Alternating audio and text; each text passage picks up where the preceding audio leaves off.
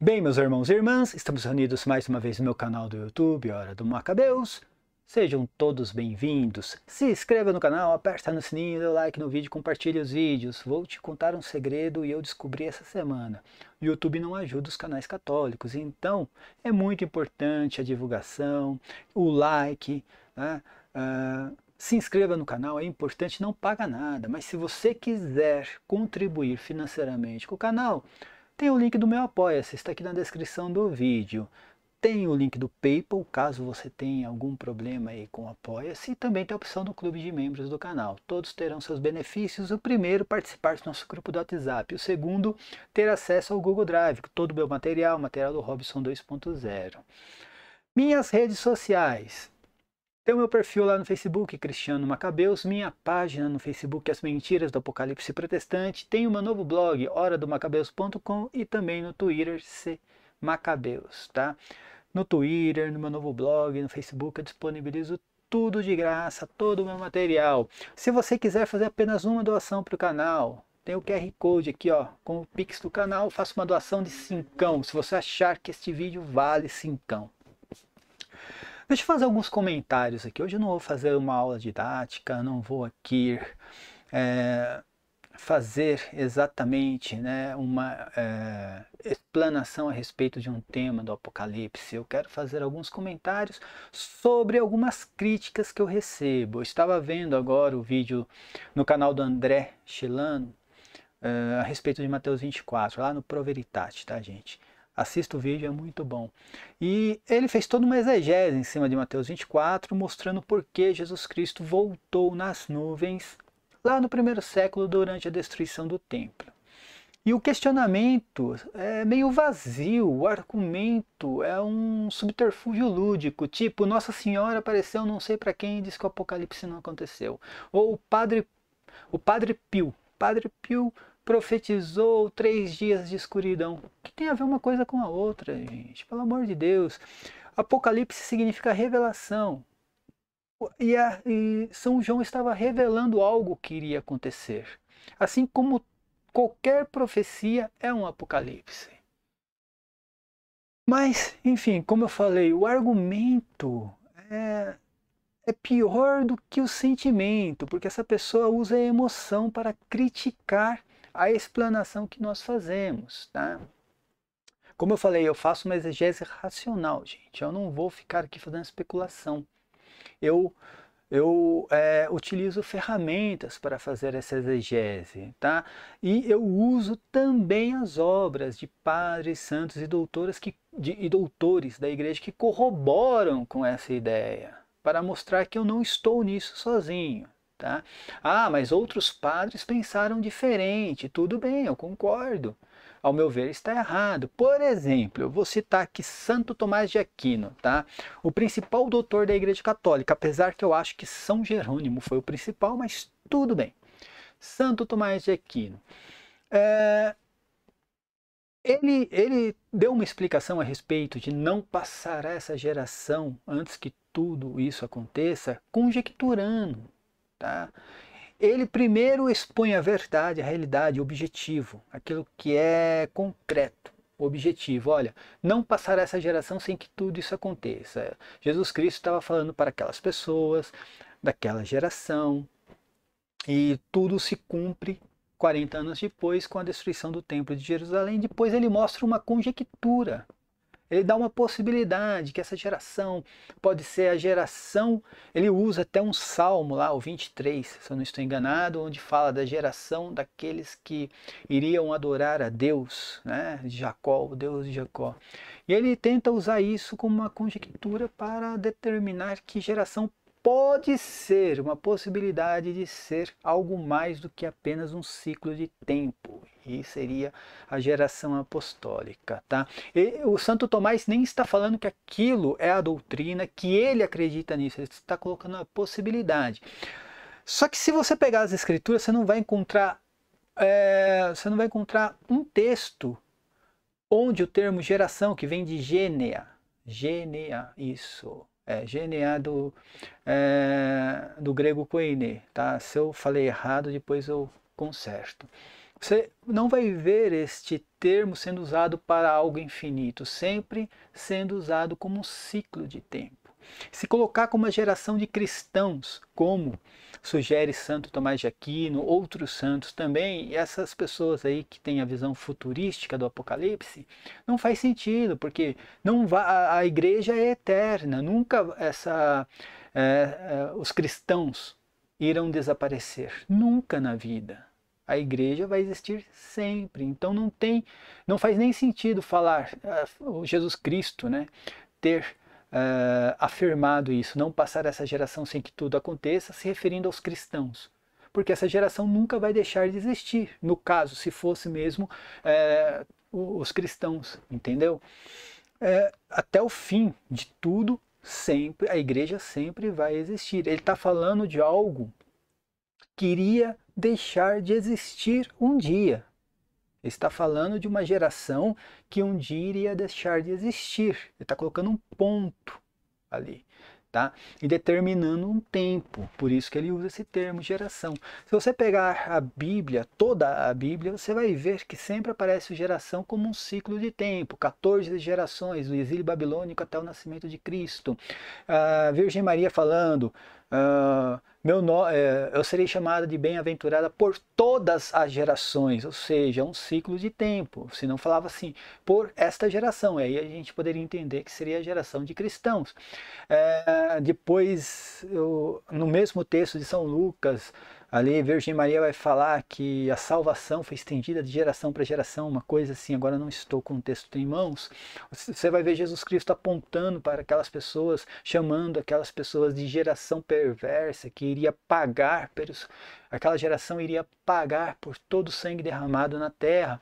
Sempre determina Jesus Cristo determina a geração para aquelas pessoas colocando um tempo, tá? Colocando um ponto e um ciclo de tempo. Tá? Nunca você vai encontrar esse termo geração no grego koiné dando o sentido de algo eterno. Até como eu falei, não tem como Jesus Cristo estar se referindo à geração de cristãos, porque é eterno, a igreja nunca vai deixar de existir. Então não faz sentido nenhum, tá?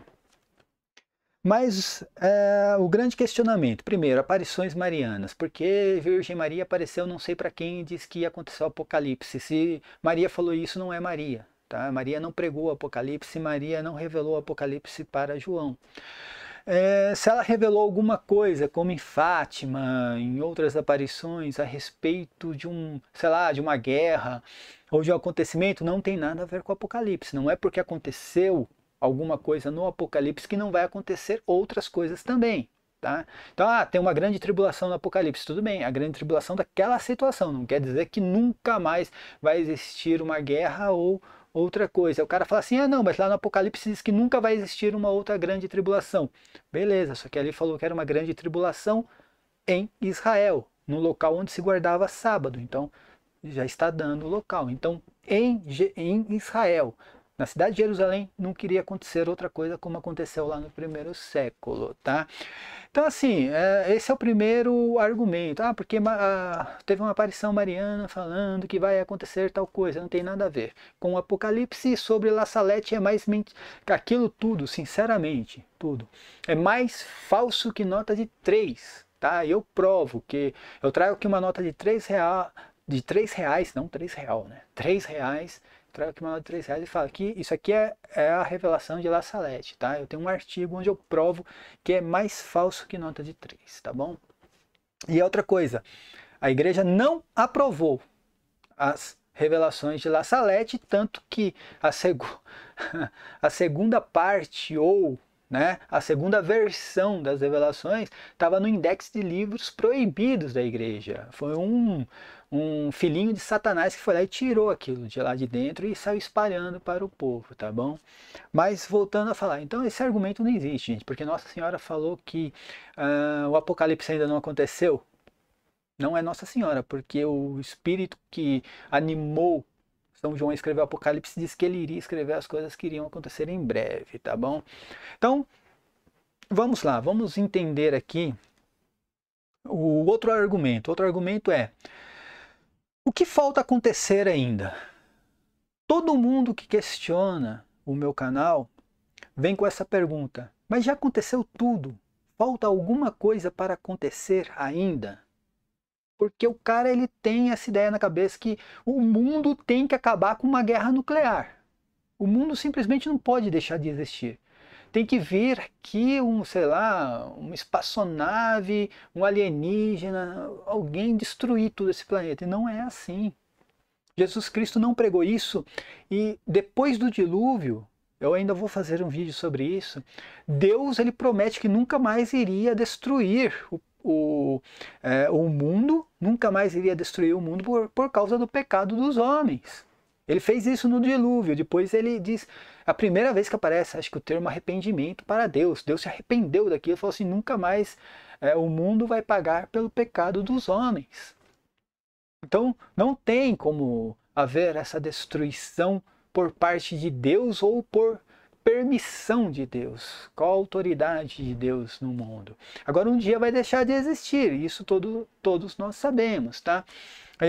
Então a pessoa pergunta assim, falta alguma coisa acontecer? Lógico que falta. Falta alguma coisa acontecer. No Apocalipse, agora em Mateus 24, não. Mateus 24, tudo aconteceu, porque Jesus Cristo disse... Jesus Cristo disse uma coisa muito clara, objetiva. Tudo vai acontecer nessa geração. Eu estava discutindo com um católico que a todo momento o argumento dele era, não, alguma coisinha aconteceu naquela geração, mas nem tudo aconteceu naquela geração. Então Jesus é mentiroso. Você entende o argumento? E ainda eu fui taxado como o cara que estava pregando, sei lá, uma heresia dentro da igreja. Não, se você falar assim que nem tudo aconteceu naquela geração, Jesus Cristo é um mentiroso, tem que rever o cristianismo. Eu realmente, eu não tenho capacidade para tentar interpretar uma fala de Jesus Cristo dessa maneira. Ó, ele falou assim que tudo iria acontecer naquela geração, mas nem tudo aconteceu. Vai travar o meu cérebro. Porque é muito claro e objetivo, não é interpretativo. Então, tem coisas ali... Mateus 24 não tem interpretação. Eu não sei se a pessoa não entendeu, mas Jesus Cristo não deixou nenhum tipo de interpretação em Mateus 24. Ele fez a interpretação. Entende? Ele não fez só uma profecia, ele interpretou tudo aquilo. Então ele não deixou nada para ninguém interpretar. Ele falou da destruição do templo, ele falou da perseguição cristã por parte dos judeus, que os cristãos seriam levados às sinagogas, entregue aos pagãos. Ele falou isso. Está lá em Mateus 24, depois ele fala sobre o sítio, sobre rumores de guerra. Depois ele fala de uma luta de nação contra nação, reino contra reino. Depois ele vem falar sobre o sítio da cidade de Jerusalém, a abominação no lugar santo, que é o templo de Jerusalém, então o lugar santo dos santos. Ele vai falar da abominação. Depois ele fala da grande tribulação em um local onde se guardava o sábado. Então assim, veja, ele não deixou nenhum tipo de profecia a ser interpretada. Ele interpretou tudo isso. E aí ele deu até a data. Ele datou aquilo. Ele falou assim, ó, vai acontecer tudo ainda nesta geração. Ele mesmo falou isso, apontando para aquelas pessoas. Tá? Ah, mas e a volta do Filho do Homem? Cara, se ele realmente não voltou nas nuvens durante essa tribulação, ele é mentiroso, ele mentiu. Mas aí você tem que interpretar tudo aquilo. Aí sim você vai ter que ter uma interpretação em cima do que ele interpretou. O que significa nuvens? O que significa voltar nas nuvens? Por que ele não diz que voltou ao mundo, a Israel? Tanto que ele fala muitas vezes, tanto em Mateus 24, Lucas 21 e Marcos 3, ele fala duas vezes ainda, no mesmo texto ele fala, se alguém disser que viu Cristo aqui, ali, no deserto, em casa, não é para acreditar, porque não sou eu, é um falso Cristo. Ele já está falando, esta volta é nas nuvens e não no mundo. Ninguém iria ver ele aqui no mundo, tá? Iria ser nas nuvens. Como as pessoas iriam ver ele nas nuvens? Aí você vai ter que assistir o meu vídeo a respeito do significado de nuvens, nuvens dentro da cultura hebraica, tá? Que é o significado de juízo. Então, quando estava acontecendo tudo aquilo, as pessoas olhavam para o céu e falavam, é o juízo de Deus nas nuvens. Na cultura hebraica, eles entendiam isso. Não precisava ser algo material, tangível, né? Só de acontecer aquilo que Jesus Cristo profetizou, e ele mesmo interpretou, só de acontecer, todos aqueles fariseus, eles tinham a ideia exata de que era Jesus Cristo nas nuvens. Tanto que eles temiam isso, eles temiam. Quando Santo Estevão viu Jesus Cristo, aí ele viu mesmo, teve a visão de Jesus Cristo nas nuvens, ele foi apedrejado, tá? Deu um surto psicótico ali nos fariseus, ali. O cara voltou em juízo contra Israel, tá bom? Então assim, vamos lá, minha gente, voltando, recapitulando, tá? Os argumentos. Aí fala assim, mas então o que falta acontecer? Essa é a principal pergunta. Tudo aconteceu? O que falta acontecer? Gente, o Apocalipse ele é dividido entre a carta às 7 igrejas, tá? A carta, são 7 cartas para as 7 igrejas da Ásia. Então, ali é o que? É Jesus Cristo enviando uma mensagem para as igrejas asiáticas, tá? Preparando aquelas igrejas para tudo que iria acontecer. Depois você vê o que? A liturgia celestial, tá? É uma outra parte do Apocalipse, ali começa no capítulo 4, se eu não estou enganado. Uma liturgia celeste, onde São João ele vê coisas no reino dos céus, tá? Neste reino de Cristo. E ali, de uma forma celestial, ele vê o quê? A preparação para o julgamento da cidade de Jerusalém, do reino de Israel. Tá?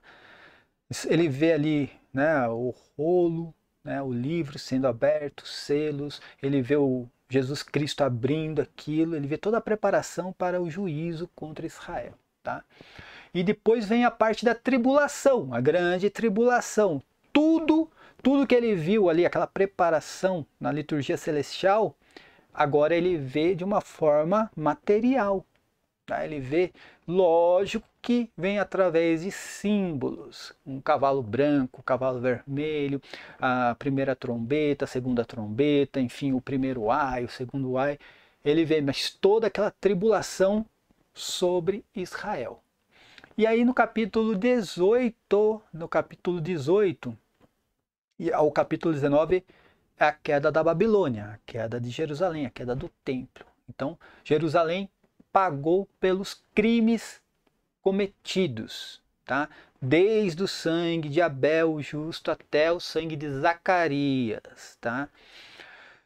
Foi lá, Jerusalém caiu, pagou pelos crimes cometidos, e então aparece ali no capítulo 19 um coro lá no reino dos céus, onde aquelas pessoas que foram martirizadas dentro de Israel, né, eles deram glória a Deus, porque Deus fez justiça contra o sangue deles, o sangue que foi derramado em Israel.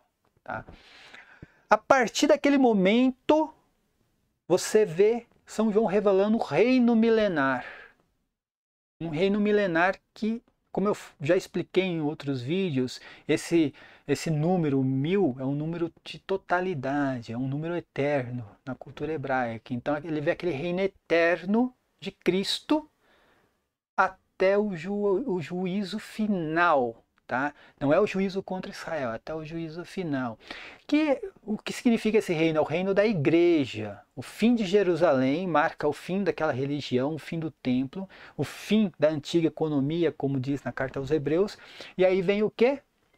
O reino milenar. Então, vamos parar agora no capítulo 19 de Israel, de Apocalipse, no capítulo 19. Tudo que está em Mateus 24, gente, vai até o capítulo 19. Até o fim da Babilônia. A partir daquele momento começa uma nova era. Por isso que lá em Mateus 24, quando os apóstolos questionam Jesus Cristo, dizendo quando é o sinal da sua vinda, que tudo vai acontecer, e o fim do mundo, não é mundo ali, a tradução está errada. O termo onions, se eu não estou enganado, onions, no grego koiné, significa era. Quando vai ser o fim desta era? Se você pegar esse termo lá no léxico, vai mostrar que é o fim de um ciclo de tempo, assim como geração, um ciclo de tempo apenas. É a passagem de um tempo para o outro. Então, o que acontece ali no capítulo 19, você vê a passagem de um tempo para o outro, ao fim de toda aquela economia, da antiga economia do templo, das leis mosaicas, e agora surgindo a igreja, que é a noiva de Cristo. E esse é o reino milenar que dura até o quê? Uma coisa que não aparece em Mateus 24. O reino milenar, do reino milenar, né, em diante, não tem ali em Mateus 24, gente, aparece em outros textos nos evangelhos sobre o reino de Cristo, tá? Mas estou falando ali na cronologia de Mateus 24. O reino milenar ele vai durar eternamente tem um até a ressurreição dos mortos, tá? A ressurreição dos mortos. E aí, quando o Cabra me questiona, me pergunta a respeito do que falta acontecer ainda no Apocalipse, gente, em Mateus 24 não falta mais nada, porque Jesus Cristo foi muito claro e objetivo. Tudo vai acontecer, né, nesta geração. Agora em Apocalipse não, o Apocalipse tem um pós-reino milenar, e o pós-reino milenar significa o quê? A ressurreição dos mortos. Então o que falta acontecer, gente? Que no Apocalipse, a ressurreição dos mortos. Aí o cara vai perguntar, então vai ter a grande tribulação, então não pode ser, vai acontecer a grande tribulação? Não, não tem nada a ver grande tribulação com a ressurreição dos mortos. Esse que é o problema. Tem um hiato de tempo, que é o reino milenar, do fim da Babilônia para a ressurreição dos mortos. Um hiato de tempo que só Deus sabe. Tá? Mas e essa ressurreição dos mortos, como vai ser? Eu não sei, é especulação, gente. Não adianta perguntar para o Cris Macabeus qualquer coisa a respeito de especulação. O que eu sei é, um dia Jesus Cristo, ele não vai voltar ao mundo. Ele vai ressuscitar os mortos, levar, e aí vem o arrebatamento que os protestantes pregam, que não tem nada a ver, né, com deixados para trás. Vai haver o arrebatamento dos justos, e lá na carta de São Paulo aos Tessalonicenses fala exatamente que nós iremos encontrar Jesus Cristo nos céus, tá? No ar, que ele usa o termo ar, né? Nós iremos encontrar Jesus. Não é Jesus Cristo que vai vir exatamente à terra e depois vai selecionar as pessoas, não. Nesse dia, primeiro vai ressuscitar os mortos, uns irão ressuscitar para a vida e outros para a morte, tá? Os que irão ressuscitar para a vida serão arrebatados e irão ao encontro de Jesus Cristo nos céus, tá? É isso que falta acontecer, gente. É só isso. Então não tem esse negócio de guerra. Guerra, agora falando em guerra, pandemia, terremoto, sempre vai existir, sempre existiu no planeta, desde que o mundo é mundo, e sempre vai existir. Isso é uma questão, primeiro, o terremoto é uma questão natural, né? Uma questão que acontece mesmo, por vários motivos. Guerra, sempre vai existir uma guerra aqui, uma guerra ali, enfim. Pandemia, peste, sempre vai existir. Isso aí acontece mesmo, tá? Mas que Jesus Cristo falava, por exemplo, na grande tribulação, é algo que iria acontecer ao mesmo tempo ali, terremotos, fenômenos no céu, enfim, rumores de guerra até a grande tribulação e a queda daquela cidade que é Jerusalém. Tudo iria acontecer dentro de Jerusalém, naquela geração, e tudo iria acontecer ao mesmo tempo, não uma coisa aqui, outra ali. Os caras vão pegando assim, toda hora que aparece um terremoto, aqui ó, tá profetizado em Mateus 24, pô, tenha santa paciência, tá? Então, gente, entenda de uma vez por todas, tá? Se Jesus Cristo prometeu que tudo iria acontecer naquela geração, tudo aconteceu naquela geração. A maior prova de que Cristo realmente voltou nas nuvens, mas não da forma como todo mundo aqui neste momento acredita, porque Mateus 24, Apocalipse, nada foi escrito no português, gente, foi escrito dentro de uma cultura hebraica, então eles sabiam que significava essa volta nas nuvens, tá? Não é o que a gente entende hoje, de volta nas nuvens, dentro da nossa língua e da nossa cultura, tá bom? São Tiago, em Mateus 24, Jesus Cristo diz: quando virdes tudo isto acontecer, sabeis que o Filho do Homem está próximo à porta. São Tiago, na sua carta, lá no capítulo 4, capítulo 5, se não estou enganado, ele diz exatamente: agora sabeis que o juiz, falando do Filho do Homem, já está à porta. Então ele fala que está além do que Cristo pregou, porque Cristo diz: quando virdes tudo isso acontecer, sabeis que o Filho do Homem está próximo à porta. São Tiago vai mais além, fala assim: não, o juiz já está à porta, porque tudo já estava acontecendo, gente, entendeu?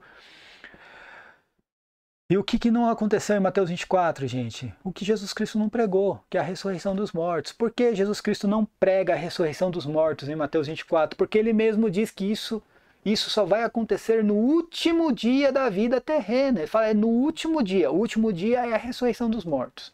Não tem guerra, não tem pandemia, não tem nada. Jesus Cristo, quando ele fala da ressurreição dos mortos, ele não fala de guerra. Ele não fala de pandemia, ele não fala de invasão alienígena, ele não fala de nada. Ele não fala de nada. Ele só fala que um dia ele iria ressuscitar os mortos. Tá? E aí São Paulo vai mais além, faz toda uma teologia em cima disso, falando sobre os corpos gloriosos, as pessoas que iriam ser arrebatadas ao encontro de Jesus Cristo, os outros que iriam ressuscitar para a morte. E aí São Paulo faz toda uma teologia em cima disso, tá? Eu acho impressionante porque um dia um católico ele veio não me questionar, ele falou que um protestante fez esse questionamento a ele. Bom, se tudo já aconteceu, então do que nós vamos ter medo? Olha a pergunta, gente, olha a pergunta. Isso é uma pessoa que tem a mente atrofiada. Passou pela sessão do descarrego, arrancaram metade do cérebro e a outra metade atrofiou. Do que nós iremos ter medo? Já que aconteceu tudo que está aqui no Mateus 24, aqui, ó, já aconteceu, grande tribulação, perseguição, do que nós vamos ter medo então? Esse é o Deus que os protestantes pregam. Esse é o Deus do medo, que tem que ter medo de tudo, gente. O livro do Apocalipse é esperança, não é medo. É esperança, é outra coisa, tá? Enfim, então eu só fiz esse vídeo aqui porque eu vou fazer um vídeo falando sobre o termo geração, tá? No grego koiné, nas escrituras, eu vou explicar melhor a respeito de geração. Porque não dá para interpretar o Apocalipse conjecturando, tá? Usando subterfúgios lúdicos, como fazem os protestantes. Não tem como fazer isso, não tem. Geração é geração, geração é geração, não tem outro significado para geração. Ah, mas tem o padre da igreja lá que foi, Santo Tomás de Aquino foi lá e falou que pode ser tal coisa. É uma conjectura, tá? Não é uma coisa concreta e objetiva. É uma conjectura. Ele está dando uma possibilidade segundo a crença de alguns, mas pode ser até a crença dele. Ah, mas é Santo Tomás de Aquino. Gente, Santo Tomás de Aquino teve que rever a sua posição a respeito da Imaculada Conceição. Tá? Não estou falando que Santo Tomás de Aquino não é Santo Tomás de Aquino. É o maior doutor da Igreja Católica, apesar, ao meu ver, quem é o maior doutor é São Jerônimo. Tá? Mas tudo bem, Santo Tomás de Aquino está lá, é o maior doutor. Não quer dizer que ele não errava. Não é porque ele é o maior doutor da Igreja que tudo que ele falava virou doutrina. Não, ele errava. Ele teve que rever a posição dele a respeito da Imaculada Conceição. E talvez essa conjectura que ele fez sobre o termo geração não deu tempo de ele rever. Né? Talvez se ele tivesse tido mais tempo de vida, ele teria revisto isso também. Isso eu estou especulando, gente. Não estou falando que seria ou iria acontecer. Estou apenas especulando. Tá? Porque assim, eu já revi a minha visão sobre Apocalipse, estou revendo uma visão agora. Tá? Eu vou fazer um vídeo sobre o mistério da iniquidade, em que eu já fiz vídeos a respeito disso, mostrando que o mistério da iniquidade se tratava, né, ou se trata de César Nero. Eu estou revendo essa posição. Eu estou percebendo que ele não é Nero e sim Herodes. Olha só, Herodes Agripa I. Mas isso vai ficar para a semana que vem, para os próximos vídeos, tá bom? Pessoalzinho, não deixe de se inscrever no canal. Por favor, se inscreva, dê o like no vídeo aí, compartilhe os vídeos. Se inscreva nos canais católicos, no grupo aqui do Universo Católico, que está todo mundo junto e misturado. Um defende o outro, sabe? A gente aqui, né, faz parte de um universo mesmo, um universo católico. Então se inscreva no canal, gente. Se quiser aí contribuir financeiramente com o canal, agradeço de coração. Se não quiser também, assim, não tem a possibilidade, pelo menos dê o like no vídeo, tá bom? Paz e bem a todos, até a próxima. Amém.